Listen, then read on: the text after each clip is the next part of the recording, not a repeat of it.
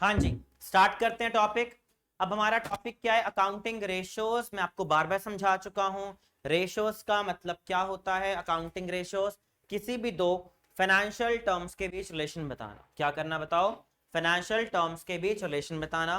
Financial terms कौन सी? तो अब हम कर रहे हैं नेक्स्ट, रेशियो का नाम है। रेशियोज का नाम अगर मैं बोलूं तो ये हम टॉपिक करने वाले हैं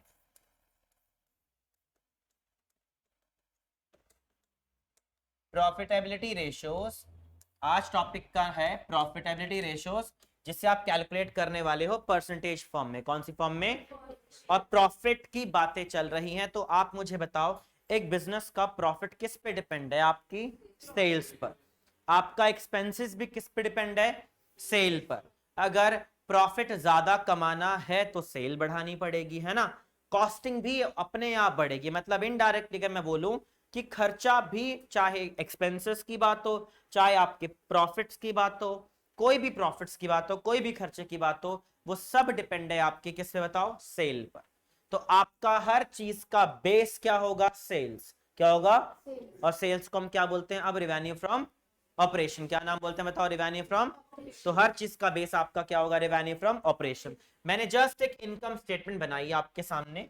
ये हमने इनकम स्टेटमेंट बनाई है जो हमने 11th क्लास में कुछ पॉइंट्स पढ़े थे, trading account, profit and loss account. And 12th class में भी मैंने आपको फर्स्ट चैप्टर ऑलरेडी करा दिया है इनकम स्टेटमेंट वाला, जिसमें मैंने क्या क्या लिखवाया था, क्या क्या बताया था, हेड सब हेड वाला चैप्टर। उसी को मैंने थोड़ा सा शॉर्ट फॉर्म में लिखा हुआ है ताकि मैं इस टॉपिक को कवर कर सकूं। पहला नाम क्या बताओ? Revenue from. Revenue from operation को क्या बोलते हैं? Net cell. नेट सेल में से मैंने माइनस किया कॉस्ट ऑफ आरएफओ। क्या माइनस किया है? कॉस्ट ऑफ आरएफओ क्या होता है? कितनी कॉस्ट इनकर्ड की गई आपके गुड्स को बनाने में। इनडायरेक्टली पूरा ट्रेडिंग अकाउंट। कौन सा बताओ? पूरा ट्रेडिंग अकाउंट में क्या क्या लिखा था? ओपनिंग स्टॉक, दूसरा नेट परचेज, फिर डायरेक्ट एक्सपेंस। क्या क्या था डायरेक्ट एक्सपेंसेस में? Wages, carriage inward, cartage inward, power, fuel, factory expenses, manufacturing expenses, सब कुछ लेना है आपको। उन सबको हम क्या बोलते हैं? Cost of revenue from operation. Cost of goods sold बोलते हैं, कॉस्ट ऑफ आरएफओ बोलते हैं। तो सेल में से कॉस्ट हटाई तो क्या बचा? Gross profit. ग्रॉस प्रॉफिट में से मैंने माइनस क्या कर दिया है? Operating expenses. जैसे ही ऑपरेटिंग एक्सपेंसेस माइनस किया, आपके पास आ गया ऑपरेटिंग प्रॉफिट। अब इस पे डिटेल में जाएंगे हम, ऑपरेटिंग एक्सपेंस होता क्या है। तो ऑफिस ऑपरेटिंग एक्सपेंसेस में दो चीजें आती हैं। एक आता है आपका ऑफिस एंड एडमिनिस्ट्रेशन एक्सपेंसेस, और आएगा सेलिंग और डिस्ट्रीब्यूशन एक्सपेंसेस। क्या बोल रहा हूं? Office and administration. और दूसरा क्या है? Selling and distribution. दो चीजें आती है। क्लियर हो गया? कोई doubt? Office and administration clear हुआ। एंड दूसरा क्या बोला है? सेलिंग। और उनको मिलाकर आप क्या बोलते हो? उसको ऑपरेटिंग एक्सपेंस। क्या बोलते हो? जैसे माइनस किया आपके पास क्या आ गया? Operating profits. फिर मैंने माइनस किया है non operating expenses and losses, जिसमें हम मेनली मैंने आपके तीन नाम लिख दिए हैं, 3 से 4। इनके अलावा आपको नहीं मिलने वाला। पहला नाम क्या है? Loss by fire, loss on sale of assets, donation करना, चैरिटी करना। इन्हें हम क्या नाम देते हैं? Non operating expenses and losses. इनको छोड़कर बाकी सब ऑपरेटिंग होता है। बस ये 4 नाम याद रखने हैं। जैसे माइनस किया और ऐड किया non operating profits and gains. Non operating profits क्या होते हैं? तो सेल को छोड़कर जो पैसा आप कमाते हो। सेल मतलब सेल ऑफ गुड्स या सेल ऑफ सर्विसेज प्रोवाइड करना, या सेल ऑफ स्क्रैप।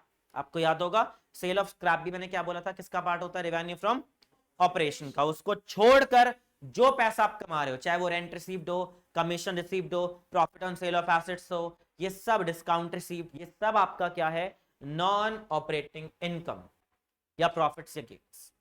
तो वो आपने क्या किया है जी? ऐड। तो आपके पास प्रॉफिट क्या आ गया? Profit before interest and tax. इसको हम शॉर्ट फॉर्म यूज करते हैं PBIT, profit before interest and tax, या EBIT, earning before interest and tax. Profit before interest and tax बोल दो, earning before interest and tax बोल दो, एक ही बात है। अब मैंने बिफोर इंटरेस्ट क्यों लिया? क्योंकि कंपनी आपकी चलती है ऑनर पर और मनी लेंडर्स पर। किस पे चलती है? ऑनर पे और अकेले कंपनी ऑनर पे नहीं चलती। मनी लेंडर से भी पैसा उधार लिया जाता है। मनी लेंडर्स कौन? डिवेंचर्स हो गया, बैंक लोन हो गया, पब्लिक डिपॉजिट्स हो गए, सिक्योर्ड लोन, अनसिक्योर्ड लोन, जहां जहां से आपने पैसा लिया है उनको इंटरेस्ट पेड कर। तो पहले इंटरेस्ट पेड करेंगे तो क्या आ गया? Profit before tax. और जितना प्रॉफिट कमाते हो, जस्ट एग्जांपल 3000 प्रॉफिट कमाया, तो मैंने जस्ट एग्जांपल लिया, कितने परसेंट टैक्स पे कर रहा हूँ? 40। तो 3000 का 40% कितना होता है? 1200 का टैक्स पे किया। बचे हुए प्रॉफिट को क्या बोलते हैं? Profit after tax. क्या बोलेंगे? Profit after tax. ये मैंने आपको एक्सप्लेन किया कि होता क्या है इनकम स्टेटमेंट। ठीक है, अब इनको हम रेशियोज में कन्वर्ट करते हैं। अब देखो, देखा जाए तो मैं बहुत सारी रेशियो निकाल सकता हूं, जो आपका दिल करे उसकी रेशियो निकाल लो। और हर चीज का बेस क्या रखना है? Revenue from operation. समझ आ रहा है? परसेंटेज फॉर्म में निकालना है। कौन सी फॉर्म में निकालना है? तो मल्टीप्लाई क्या होगा? 100। मल्टीप्लाई क्या होगा? तो रेशियोज याद हो गई। चाहे किसी भी चीज का रेशियो निकालोगे, कोई भी उठा लो, मान लो मैं सीओजीएस का रेशियो निकालना चाहता हूं, तो फॉर्मूला क्या होगा? COGS upon into 100। मैं निकालना चाहता हूं ग्रॉस प्रॉफिट रेशियो, तो क्या होगा?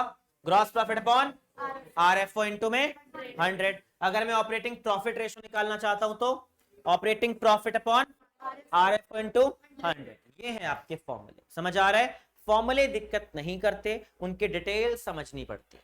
क्लियर हो गया? चलें आगे डिटेल पर। अब आते हैं पहला फॉर्मूला। आप देखो, निकालने को आप 10-20 रेशो निकाल सकते हो, लेकिन आपके सिलेबस में इतनी सारी नहीं है, 5 है टोटल। पहली बात करते हैं, फर्स्ट फॉर्मूला है इंपॉर्टेंट, ग्रॉस प्रॉफिट रेशो। क्या है फॉर्मूला? तो क्या बताया मैंने आपको? फॉर्मूला क्या रखना है? ग्रॉस प्रॉफिट अपॉन इनटू में 100।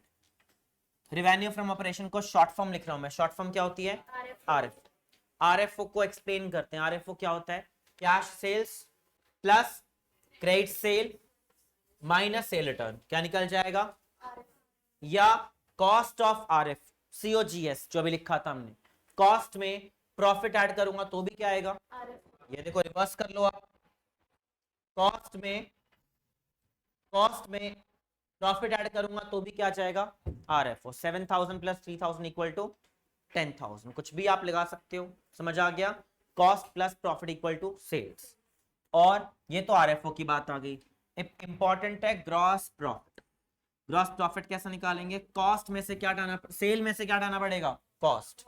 Cell minus cost equal to profit होता है, ये तो पता है हम सबको। Sale minus cost equal to क्या होता है? लेकिन प्रॉब्लम क्या है? कॉस्ट कैसे निकालें? तो मैंने बता दिया आपको, सीओजीएस मतलब ट्रेडिंग अकाउंट पूरा। बताओ जी, क्या बोला था ट्रेडिंग अकाउंट में? Opening stock. स्टॉक को हम क्या नाम देते हैं? इन्वेंट्री। क्या नाम देते हैं? तो मैंने फॉर्मूला क्या लिखा है? Opening inventory plus net purchase plus minus, यही था आपका ट्रेडिंग अकाउंट। कभी भूल जाओ तो ट्रेडिंग अकाउंट, तो मेरे ख्याल से इतनी प्रॉब्लम नहीं आएगी कि आप ट्रेडिंग भूल जाओ। ट्रेडिंग भूल जाओ तो अकाउंट्स भूल जाओ। ठीक है, अगर हमसे इतना भी याद अब तक नहीं हुआ तो फिर अकाउंट्स आगे बहुत दिक्कत आने वाली लाइफ में। अकाउंट्स को फिर साइड कर देना, छोड़ देना, कुछ और कर लेना। ठीक है, अगर ये भी याद नहीं रहा तो एक ऑप्शन दे रहा हूं मैं आप लोगों को, बता रहा हूं करियर कहां जाएगा आपका, कि आप इस फील्ड को छोड़कर दूसरे फील्ड पर जाना। तो समझा रहा हूं, बेसिक चीजें याद रहनी चाहिए जो लाइफ टाइम काम आने वाली है। कि ट्रेडिंग अकाउंट क्या होता है? गुड्स को बनाने की कॉस्टिंग। ठीक है, और जितने ज्यादा आप क्वेश्चन करते जाओगे अपने आप लर्न होता जाएगा, और लर्न करना है मेनली। ठीक है, लर्न करो देन क्वेश्चन सॉल्व करो। तो क्या फॉर्मूला बताओ, वापस बोलो। Opening inventory plus net purchase plus direct expense minus closing inventory. क्या जाएगा आपका? CO GS, cost of goods sold या कॉस्ट ऑफ आरएफओ, एक ही बात है। कोई डाउट? चलो जी और डिटेल में चलते हैं। अब मैं ओपनिंग इन्वेंट्री को और क्लोजिंग इन्वेंट्री को चेंज इन इन्वेंट्री बोल सकते हो आप। Opening inventory minus closing inventory को क्या बोलते हैं? तो मैंने एक और फॉर्मूला लिख दिया है, change in inventory plus net purchase plus direct expense. आपका क्या आ जाएगा? Cost of RFO. Opening minus closing को क्या नाम दे दिया है? Change inventory. एक और फॉर्मूला लिख दिया मैंने आपका। ये मैंने कहां से उठाया है? ये उठाया आपके कौन से बताओ? इनकम स्टेटमेंट से। कहां से उठाया है? इनकम स्टेटमेंट हमने लर्न की थी, जिसका पहला एक्सपेंस का हेड क्या था? Cost of material consume. दूसरा नेट परचेज, जिसको हम हेडिंग का अगर नाम दो तो क्या बोलते हैं? हेडिंग क्या जाती है हमारी? Purchase of stock in trade. क्या जाता है? Purchase of stock in trade plus change in inventory, तीसरा हेड है। And direct expense. Direct expenses clearly given हो तो ऐड करना, नहीं हो तो नहीं करना। अगर मैं इनकम स्टेटमेंट से फाइंड आउट करने जा रहा हूं तो। वैसे चौथा हेड जाता है एम्प्लॉयज बेनिफिट एक्सपेंसेस, क्या जाता है? लेकिन एम्प्लॉयज बेनिफिट एक्सपेंसेस में तो बहुत सारी चीजें आती हैं। क्या क्या जाता है जी? सैलरी, वेजेस, बट मुझे क्या चाहिए, सैलरी या वेजेस? क्या चाहिए मुझे यहाँ पर? Only wages. इसलिए हम उसे आइडेंटिफाई तो कर नहीं सकते कि एम्प्लॉयज बेनिफिट एक्सपेंसेस के अंदर क्या है, इसलिए सेपरेटली गिवन हो कि उसके अंदर वेजेस अमाउंट है 50,000 रुपए का तो ऐड कर लेना, नहीं हो तो क्या करना है, इग्नोर। समझ आ गया? क्लियर हुआ? हेडिंग क्लियर हुई? ये था आपका फर्स्ट फॉर्मूला, जिस फॉर्मूले का नाम क्या है बताओ? Gross profit ratio. क्या फॉर्मूला है? Gross profit. इंपॉर्टेंट है आरएफओ निकालना। क्लियर? क्योंकि आरएफओ हो गया तो आगे बड़े आसान टॉपिक है, आगे दिक्कत नहीं है, आगे के फॉर्मूले इजी हैं। अगला फॉर्मूला सेकंड है आपका ऑपरेटिंग रेशियो। क्या फॉर्मूला है बताओ? Operating ratio. ऑपरेटिंग रेशियो की बात करूं तो आप क्या निकालोगे? Cost of RFO. क्या लोगे? प्लस क्या लिया है? Operating expense. रीजन, जब कोई बोलेगा ऑपरेटिंग रेशियो निकालने का तो उसका मतलब होता है टोटल ऑपरेटिंग एक्सपेंस। क्या मतलब होता है? और टोटल ऑपरेटिंग में दो चीजें आती हैं, आपके बिजनेस का डायरेक्ट एक्सपेंस और आपके बिजनेस का इनडायरेक्ट एक्सपेंस। बिजनेस का ही होना चाहिए। तो मैंने क्या लिया है? कॉस्ट ऑफ आरएफओ निकालना सीख चुके हैं, अभी पिछले क्वेश्चन में सीखा है। दूसरा क्या लिया है? ऑपरेटिंग में मैंने क्या बोला आपको? हाँ जी, सिर्फ ऑपरेटिंग की बात करूं तो क्या आएगा? ऑफिस का खर्चा और सेलिंग का खर्चा। कोई पूछेगा ऑपरेटिंग एक्सपेंस क्या होता है तो क्या बोलोगे? Office expense plus selling expense. Clear? ये मैंने साथ साथ में एक एक फॉर्मूले और लिखे हैं। ये क्यों लिखे हैं? कि अगर आपको इनकम स्टेटमेंट मिल गई तो अगेन इनकम स्टेटमेंट में ऑपरेटिंग एक्सपेंसेस के ये तीन हेड्स हैं। पहला एम्प्लॉइज बेनिफिट एक्सपेंसेस, दूसरा depreciation and amortisation, and third, ये तीन हेड्स आपको यहां ऐड करने पड़ेंगे अगर लिखा हो। अगेन अदर एक्सपेंसेस में कौन सी चीजें नहीं होनी चाहिए? ये चार, ये चार आपको यहां नहीं लेना, क्योंकि ये चार यही हो सकते हैं। जैसे लॉस बाय फायर मिल सकता है आपको अदर एक्सपेंसेस में, तो मुझे अदर एक्सपेंसेस में कौन सा चाहिए? सिर्फ ऑपरेटिंग। कौन सा चाहिए? सिर्फ ऑपरेटिंग। अगर बाय चांस कुछ ना गिवन हो तो चलेगा, सीधा उठाकर ऐड कर देना, कोई दिक्कत नहीं है, कोई गलत नहीं करेगा। लेकिन अगर डिटेल्स हो कि अदर एक्सपेंसेस में क्या क्या चीजें हैं तो आप उनमें से वो 4 पॉइंट नहीं लोगे। क्या क्या नहीं लोगे बताओ? वापस वेट करते हैं। Loss by fire, loss on sale of assets, तीसरा चैरिटी डोनेशन। बस ये तीनों चीजें आपको यहां नहीं लेनी अगर सेपरेटली गिवन है तो। नहीं गिवन तो चले। समझ आ गया? नहीं गिवन तो ऐड कर दो। क्लियर हो गया? हेडिंग्स लर्न हो गई? कोई डाउट? नेक्स्ट फॉर्मूला है बड़ा आसान, ऑपरेटिंग प्रॉफिट रेशियो। क्या फॉर्मूला होगा? Operating profits upon revenue from operation. Operating profit कैसे निकाले तो अभी सीखा है मैंने। आरएफओ में से क्या हटा दूंगा बताओ जी? आरएफओ में से कॉस्ट ऑफ आरएफओ हटाते हैं तो क्या बचता है? Gross profit. क्या बचता है? और ग्रॉस प्रॉफिट में से क्या हटा दूं? Operating expense. क्या हटा दूं? ऑपरेटिंग में कितनी चीजें आती हैं? दो, ऑफिस एंड एडमिनिस्ट्रेशन खर्चा और सेलिंग एंड डिस्ट्रीब्यूशन एक्सपेंसेस। क्या बोल रहा हूं? ऑफिस एंड एडमिनिस्ट्रेशन एक्सपेंस और सेलिंग, और उनको हटाकर क्या बचेगा? लेकिन ऐसा भी तो हो सकता है कि आपको रिवर्स करना पड़ जाए। अगर मैं आपको ये चीज गिवन कर दूं प्रॉफिट आफ्टर टैक्स और आपको ये निकालना पड़ जाए, क्योंकि मेरा फॉर्मूला क्या है? Operating profit ratio. क्या फॉर्मूला है? तो आप बताओ रिवर्स करना पड़ सकता है या नहीं? क्वेश्चन में रिवर्स कैसे करोगे? रिवर्स टैक्स में क्या ऐड करोगे? सॉरी, प्रॉफिट आफ्टर टैक्स में क्या ऐड करोगे? टैक्स। फिर क्या ऐड करोगे? क्या माइनस करोगे? नॉन ऑपरेटिंग प्रॉफिट्स को माइनस करोगे और क्या ऐड करोगे? समझ आ गया? रिवर्स करना पड़ सकता है अगर इंफॉर्मेशन जो मिलेगी, डिपेंड है ना क्वेश्चन में क्या लिखा है, हमें क्या पता क्या इंफॉर्मेशन आएगी, तो जो मिलेगा उसके अकॉर्डिंग चलेंगे। तो मैं रिवर्स करके ये काम कर, जो मैंने लिख दिया प्रॉफिट आफ्टर टैक्स में टैक्स ऐड करो, इंटरेस्ट ऐड करो, नॉन ऑपरेटिंग लॉसेस ऐड करो एंड इनकम ऐड करो। इसके मैंने अभी 3 पॉइंट्स बताए हैं, वही ऐड करने, एक्स्ट्रा नहीं करना। क्या क्या? Loss by fire, loss on sale of assets and donation और चैरिटी, ज्यादातर यही मिले। चलो आगे, नेक्स्ट फॉर्मूला है आपका नेट प्रॉफिट रेशियो। क्या फॉर्मूला? क्या फॉर्मूला है नेट प्रॉफिट रेशियो का? Net profit upon RFO, profit after tax upon revenue from operation into में 100, इसे हम क्या बोलेंगे, नेट प्रॉफिट रेशियो। अब ये डिपेंड है कि प्रॉफिट कौन सा है, आपको याद रखना है। यहां पर जो प्रॉफिट लेना है, मैं बार बार कह रहा हूं, यहां पर कौन सा लेना है, प्रॉफिट आफ्टर टैक्स ही लेना है। बाय चांस क्वेश्चन में आफ्टर टैक्स नहीं है तो बिफोर से काम चला लेंगे, बिफोर टैक्स भी ना हो तो बिफोर इंटरेस्ट से काम चला लेंगे। मतलब 3 प्रॉफिट्स निकाले थे, profit after interest and tax, यहां देखो ये रही आपकी इनकम स्टेटमेंट। वापस देखो, मेरा पहली प्रेफरेंस कौन सी लेनी है, ये वाला प्रॉफिट, लास्ट वाला। ये नहीं हुआ तो किससे काम चलाना है, बिफोर टैक्स से।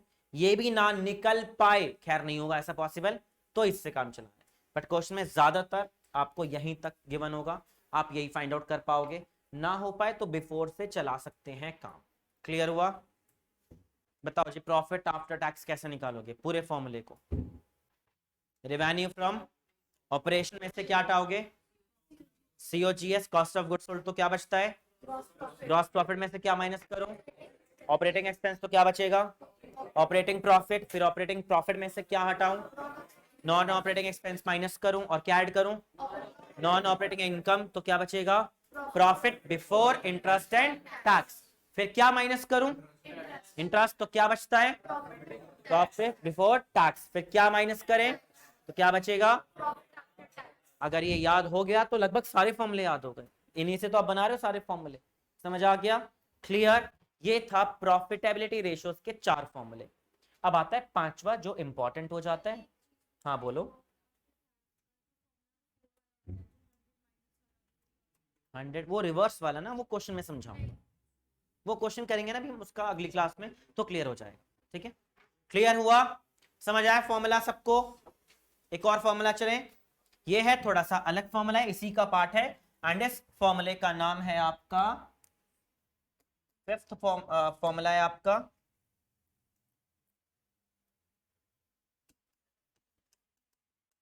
रिटर्न ऑन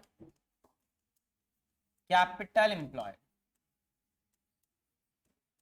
इसका दूसरा नाम हम बोलते हैं return on investment, return on capital employed, या दूसरा नाम क्या बोलते हैं, रिटर्न ऑन इन्वेस्टमेंट। ये आपका फॉर्मूला है। क्लियर हुआ? फॉर्मूला है क्या, वापस देखो। देखो मैं यहां ये निकालना चाहता हूं कि कितना पैसा लगाकर कितना रिटर्न मिल रहा है। इन्वेस्टमेंट मतलब कितना पैसा लगाया गया, और रिटर्न मतलब कमाया कितना, है ना। कितना पैसा लगाया और कमाया कितना। तो मान लो जस्ट एग्जांपल, मैंने आप लोगों से 50 लाख रुपए लिए, ठीक है। मतलब आप लोगों ने मेरी कंपनी में क्या किया, पैसा लगाया। मैं पैसा कितने लोगों से लेता हूं, 2, ऑनर्स एंड मनी लेंडर्स। किनसे बताओ, ऑनर और, ऑनर को क्या बोलते हैं, इक्विटी, मनी लेंडर्स को क्या बोलते हैं, डेट। क्या बोलते हैं, डेट। तो ऑनर और इक्विटी को मिलाकर क्या बनता है, कैपिटल एम्प्लॉय। समझ आ रहा है? प्रैक्टिकली सोचोगे इजी लगेगा, वरना दिक्कत आएगी, चैप्टर में बार बार बोल रहा हूं। ऑनर के पैसे को और मनी लेंडर्स को पैसे को ऐड करके क्या बनता है, कैपिटल एम्प्लॉयड। अब मैंने आपसे बोला कि मैंने आप लोगों के टोटल कितने पैसे लिए हैं, 50 लाख रुपए, वो कैपिटल एम्प्लॉयड है। एंड रिटर्न कितना मैं आपको दे रहा हूं, मान लो मैं आपको 10 लाख रुपए दे रहा हूं, आप सबको 50 लाख लिए, और कितना रिटर्न दे रहा हूं, 10 लाख। कितने परसेंट दे रहा हूं, 20%, 20%। तो आपका आरओआई कितना आ गया, 20%। कितना आ गया, क्या फॉर्मूला रखा आपने, प्रॉफिट अपॉन कैपिटल एम्प्लॉयड। क्या फॉर्मूला लिखा बताओ, प्रॉफिट अपॉन कैपिटल एम्प्लॉयड। कोई डाउट? अब मान लो इसमें थोड़ा सा ट्विस्ट डालूं कि मैंने आप लोगों से 50 लाख रुपए लिए, लेकिन उसमें से मैंने 15 लाख रुपए कहीं और जाकर लगा दिए। पैसा आपसे लिया, अपनी जेब में नहीं रखा, कहां लगा दिया, कहीं और। तो अपने बिजनेस में कितना लगाया, ओनली 35 लाख। कितना लगाया, उस 35 लाख लगाकर कितने कमाए हैं, 10 लाख। रीजन क्या, वो 15 लाख यहां लगाए मैंने, नहीं, वो कहां लगाए हैं, अनदर कंपनी में। अनदर कंपनी में भी वो भी नॉन ट्रेड इन्वेस्टमेंट है, किसी और रीजन से लगाए हैं, एफडी करा दी या कोई और रीजन है, कोई भी रीजन आप समझ लो, नॉन ट्रेडिंग इन्वेस्टमेंट है। कौन सी इन्वेस्टमेंट है, तो आप मुझे बताओ, क्या मैं 50 लाख पे 10 निकालूं या 35 का 10 निकालूं, क्योंकि मैं तो क्या निकालना चाहता हूं, रिटर्न ऑन इन्वेस्टमेंट। आप लोगों का मेरी कंपनी में कितना पैसा है, मेरी कंपनी में कितना पैसा पड़ा है, 35 लाख। हाँ, थोड़ा सा हो सकता है कि उस 10 लाख के अंदर प्रॉफिट भी थोड़ा, मान लो 50,000 हो सकता है कि वो मुझे कहीं और से इंटरेस्ट मिला हो सकता है ना पॉसिबल। वो तो क्वेश्चन पे डिपेंड है, वो हम तब देखेंगे। मेरा कॉन्सेप्ट क्या है, मैं क्या समझाना चाहता हूं कि अगर आपने 50 लाख रुपए लोगों से लिए और उसमें से कुछ पैसा नॉन ट्रेड इन्वेस्टमेंट में लगा दिया, तो उसे इंक्लूड करके रखना है, एक्सक्लूड करना है? क्या करना है? एक्सक्लूड। रीजन क्या है? क्योंकि वो पैसा आपने अपने कंपनी में नहीं लगाया। प्रैक्टिकली ऑब्जर्व करो, आपका मेन टारगेट क्या है, ये चेक करना कि आप लोगों को कितना रिटर्न प्रोवाइड कर रहे हो। तो ना वो प्रॉफिट में ऐड होना चाहिए, ना वो इन्वेस्टमेंट में ऐड होना चाहिए। दोनों चीजों से हम क्या कर देंगे, उसे हटा देंगे, एक्सक्लूड कर देंगे, क्योंकि आपको अपने बिजनेस का रिटर्न चेक करना है, अनदर कंपनी का थोड़ा निकालने बैठे हो। क्लियर? हाँ हाँ, वो normal rate of return, normal rate of return, हाँ इनडायरेक्टली आप कह सकते हो, वही चीज है। लेकिन वहां पे आप पार्टनरशिप के लिए करे थे, किसके लिए? और वहां पे आप काम करे थे मिनिमम प्रॉफिट। क्या काम करे थे? Minimum profit. यहाँ मिनिमम की बात नहीं है, एक्चुअल प्रॉफिट की बात है कि एक्चुअली आप कितना प्रोवाइड कर रहे हो। ठीक है, इन बात तो वही है, बस थोड़ा सा वो क्या है, वो नॉर्मल था और ये क्या है, एक्चुअल, वो मिनिमम था। चलो आगे करें इसको। प्रैक्टिकली सॉल्व करना कैसे है, क्या एंट्रीज होंगी, मतलब क्या फॉर्मूला है? तो इसका फॉर्मूला है profit before interest and tax. क्या लेना है? प्रॉफिट बिफोर एंड बेस क्या लेना है? कैपिटल एम्प्लॉयड इनटू में 100, क्योंकि परसेंटेज की बात चल रही है। इनटू में क्या आएगा? 100। अब मैंने ऊपर profit before interest and tax क्यों लिया? क्योंकि मैं कैपिटल भी कौन से ले रहा हूं? कंपनी की, चाहे वो ऑनर दे रहा हो या मनी लेंडर्स। तो अगर दोनों का पैसा लिया है नीचे, तो प्रॉफिट भी दोनों का लेना चाहिए, इसलिए बिफोर इंटरेस्ट एंड टैक्स लिया। अगर मैं आफ्टर इंटरेस्ट ले लूंगा, तो वो प्रॉफिट किसका बचेगा? सिर्फ ऑनर का। किसका बचेगा? सिर्फ, तो मैच नहीं करेगा ना। अगर ये दोनों का है तो ऊपर भी दोनों का प्रॉफिट होना चाहिए। ये क्लियर? अभी निकालना सीखा है, ये चेक करते हैं। और आई थिंक मैं आपको बता चुका हूं ये क्या है। तो इसको शॉर्ट फॉर्म भी कई बार आ जाता है, ROCE। इसका शॉर्ट फॉर्म भी कई बार लिखा जाएगा ROI, कैलकुलेट ROI सीधा। जरूरी नहीं है फुल फॉर्म गिवन करे आपको। ठीक है, कैसे निकालें? तो कैपिटल एम्प्लॉयड का जरा फॉर्मूला आप देख लेना। कैपिटल एम्प्लॉयड दो साइड से निकाली जाती है। लाइबिलिटीज साइड, इसे हम लाइबिलिटीज अप्रोच भी बोल देते हैं, और दूसरा निकालोगे आप एसेट साइड या एसेट्स अप्रोच भी बोल सकते हैं। क्लियर?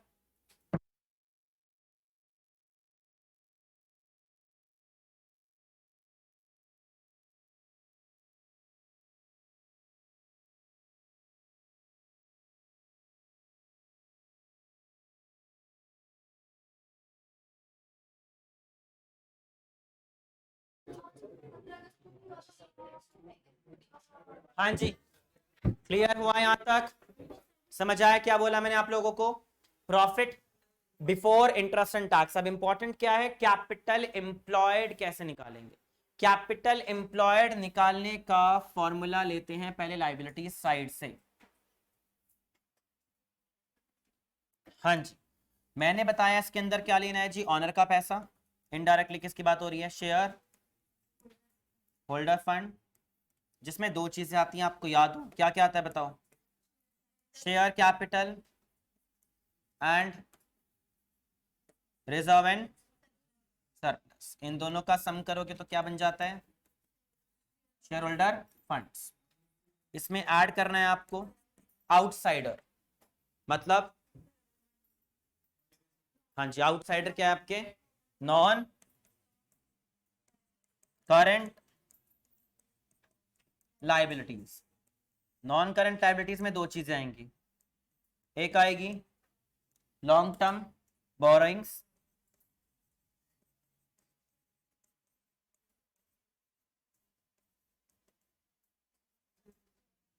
और long term provisions.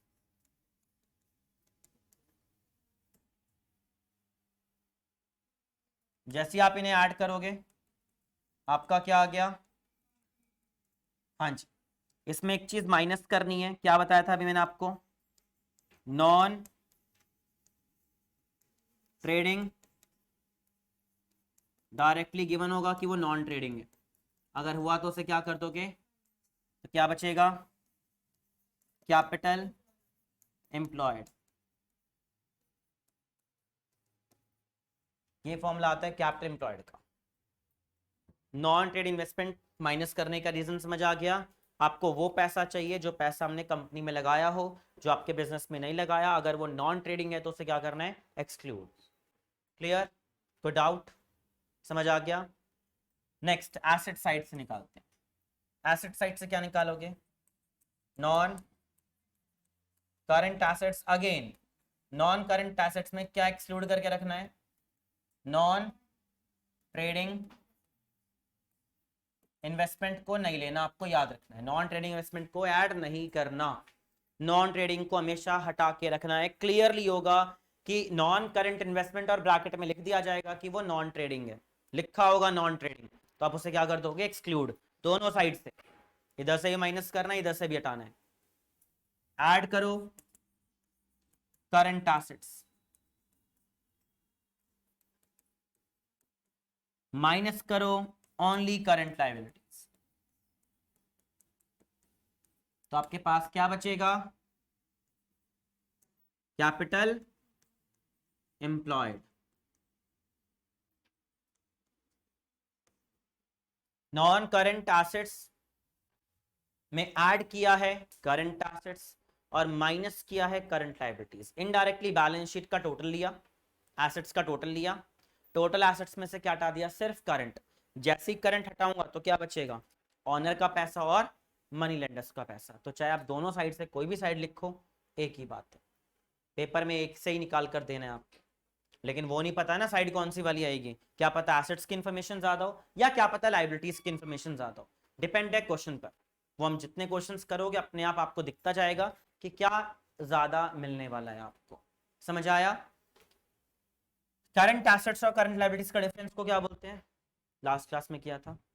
Current assets और करंट लायबिलिटीज के डिफरेंस को क्या बोलते हैं, वर्किंग कैपिटल। क्या बोलते हैं, तो आप इन दोनों का बाय चांस ये भी हो सकता है कि नॉन करंट एसेट की बनो क्वेश्चन के अंदर और दूसरा क्या के बनो, वर्किंग कैपिटल। इन दोनों को बोलते हैं वर्किंग कैपिटल, तो आप फिर वही ऐड कर दोगे। ठीक है, क्लियर, समझ आ गया, कोई डाउट तो नहीं। तो ये आपके टोटल कितने फॉर्मूले थे, 5। आपका काम क्या है भी, सारा नोट करना है क्या है पूरे फॉर्मूले। इसके बाद आपका होमवर्क क्या है वो सुन लो बुक से, मेरी वाली बुक से। मैंने पहले होमवर्क दिया था 1 to 29, अगेन बोल रहा हूं, नहीं करोगे आपका नुकसान है। इसको प्रैक्टिस जरूर करना है, पता चलेगा आपको कितने क्वेश्चन नहीं हो रहे हैं, ताकि मेरी हेल्प आए। तो अगर आप सेल्फ प्रैक्टिस करोगे नहीं तो क्या फायदा। दूसरा, आपको आज की क्लास का जो मैंने आज कराया आपको टॉपिक, ये क्वेश्चन करने हैं आपको 50 to 70 के बीच में। 50 से 70, 20 क्वेश्चन है टोटल, 20 क्वेश्चन है, जिसमें से आपसे 10 हो जाएंगे बड़े प्यार से। 10 तो ऐसे होंगे जो आराम से होंगे, अगले 10 थोड़े से ट्रिक लगेगा उसके अंदर।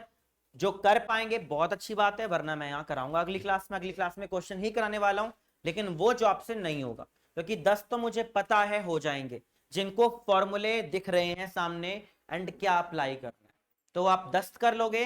रिमेनिंग 10 में मेरी हेल्प चाहिए, वो मैं कराऊंगा। क्लियर, कोई डाउट आ रहा है, टॉपिक समझ। ये था अकाउंटिंग रेशियोज का पार्ट। एंड अगेन मेरा, वैसे मैंने बोला था आपको कैश फ्लो स्टेटमेंट भी नॉर्मल बैच में हो जाएगा, लेकिन शायद थोड़ा सा होगा, शायद मैं सेपरेट कर रहा हूँ उस चीज को उनके लिए जिनके एग्जाम में आ रहा है कैश फ्लो स्टेटमेंट। कितनों की आ रहा है बताना एक बारी, कैश फ्लो स्टेटमेंट। ठीक है, आप लोगों का भी सेपरेट एक बैच चलेगा, या देखते हैं जल्दी अगर ये खत्म हो गया तो बैच में स्टार्ट कर दूंगा, वरना सेपरेट कराऊंगा। एंड फर्स्ट बुक मैं साथ साथ रिवाइज करा रहा हूँ आप लोगों को। फ्राइडे क्लास नहीं लूंगा मैं, ठीक है, फ्राइडे क्लास नहीं हो पाएगी, क्लास होगी सीधा संडे को। एंड संडे को आपको होगा 2 बैच, शायद 2 टॉपिक मैं रिवाइज करा दूं। एक तो डेथ कराऊंगा, डेथ टॉपिक रिवाइज होगा मॉर्निंग में। एंड एक हो सकता है इवनिंग में एक और बैच उसी दिन रख दूं डिसोल्यूशन के लिए। मतलब हो सकता है मैं एक ही दिन के अंदर एक साथ नहीं रखूंगा, एक साथ नहीं हो पाता, मुझे समझ आ गया है। आप लोग इतने ज्यादा कैपेबल नहीं हो, 4-4 घंटे लगातार अकाउंट्स पढ़ लो, तो हो सकता है मैं 2 पार्ट्स कर दूं, 2 घंटे 1.5 घंटा मॉर्निंग आवर्स में, एंड एक 1.5 से 2 घंटे आपका इवनिंग में। 4 घंटे हो सकता है संडे में आपके ले लूँ, जिसमें आपको मैं 2 चैप्टर रिवाइज करा दूंगा। उसके बाद भी कोई चैप्टर आप में को दिक्कत है, जैसे किसी का मन कर रहा है कि सर फंडामेंटल करा दो, तो मुझे मैसेज ड्रॉप कर देना। अब मैसेज में ये ना हो कि मेरे पास पूरी third book, sorry first second third book के रिवीजन के मैसेज आ जाए, ठीक है, ध्यान रखना। जो नहीं आता वो, ठीक है, जो नहीं आता। एंड टेस्ट का मैंने अनाउंस किया था, थोड़ी प्रॉब्लम्स चल रही हैं, लेकिन हो सकता है मैं टेस्ट फ्राइडे भी ले लूँ, हो सकता है। हाँ, पूरे फर्स्ट बुक का फ्राइडे। जो अपने अपने दिल से देना चाहते हैं, जिनके मन में कि हाँ यार हमने कर लिया first book, sir please test ले लो, उन 15 बच्चों का मैं टेस्ट ले लूंगा। ऐसी 15-15 के ग्रुप्स बनाकर अलग अलग दिन पे टेस्ट ले पाऊंगा। अभी एक साथ थोड़ी सी प्रॉब्लम है, आपको पता ही है वो प्रॉब्लम क्या है, इसलिए हो सकता है 15-15 अलग अलग ग्रुप्स करके जो अपनी मर्जी से देना चाहते हैं उनका मैं फ्राइडे लूंगा टेस्ट, ठीक है। जितना पार्ट्स में दे दोगे आपका ही फायदा है। जो जल्दी देगा उसको जल्दी पता चलेगा क्या नहीं आता, जो जितना लेट देगा मिड टर्म आ जाएंगे, पता ही नहीं चलेगा क्या नहीं आता। इसलिए टारगेट रखो, जो जल्दी देना चाहते हैं मुझे मैसेज ड्रॉप कर देना, मैं उनको पहले ही बैच में डाल दूंगा, पहले टेस्ट में डाल दूंगा। उनका फायदा है पहले टेस्ट देने का कि उनके टाइम ज्यादा मिलेगा रिविजन का, मैं बार बार कह रहा हूं, ठीक है। चलो जी, अब फटाफट इसको नोट करना स्टार्ट करो, क्या था पूरा टॉपिक।